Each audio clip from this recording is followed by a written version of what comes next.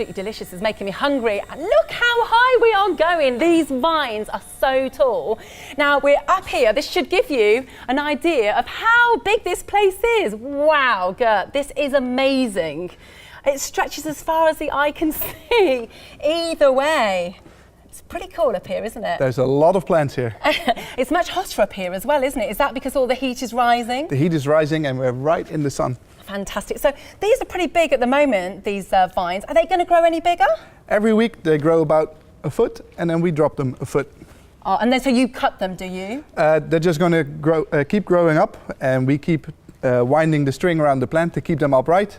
And every week the plant makes 3 leaves and another set of flowers. Fantastic. So we've just come up on an amazing machine to get us up here. What is this machine used for and what's it called? This is a scissor lift and we can spend all day driving up and down the lanes. It's quite fun.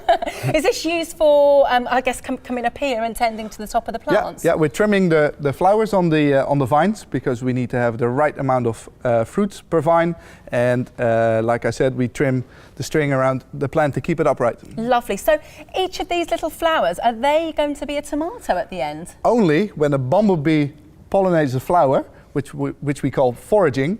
When a bumblebee visits the flower, it will turn into a tomato. Wow, so this is why these bumblebees that we can see flying around, you may not be able to see them, children, but there are quite a few bumblebees buzzing around up here. And so they go over to the flower. They're attracted by yellow, aren't they, Gert? So they sit on the flower, pollinate them, and then this will be a tomato. Absolutely, yeah. They'll actually leave a brown mark on the flower, and then we can tell that the actual flower is pollinated. So if a bumblebee doesn't go over to a flower, what happens? Then the flower just closes, and it doesn't turn into a tomato. Wow, so bumblebees are very, very important, aren't they? They're so important. We're going to find out more about bumblebees later on in the lesson, children. But once this has turned into a flower, how long does that take until it is an actual tomato ready to be picked, Gert? In the midst of summer, it takes 6 weeks from a flower to a fully ripe fruit.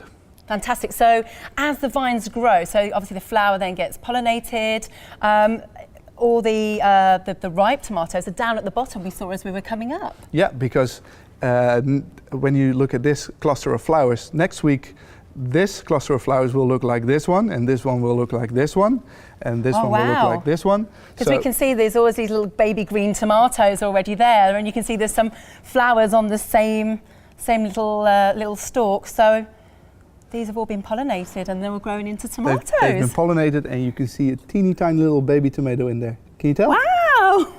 Cute, eh? That's amazing. So like a tiny little green bead that's inside this little green section there. That's pretty amazing. So once they do look quite orangey or red, is that when you need to pick them? Is it always by sight that you know they're ready, or do you feel them? Yeah.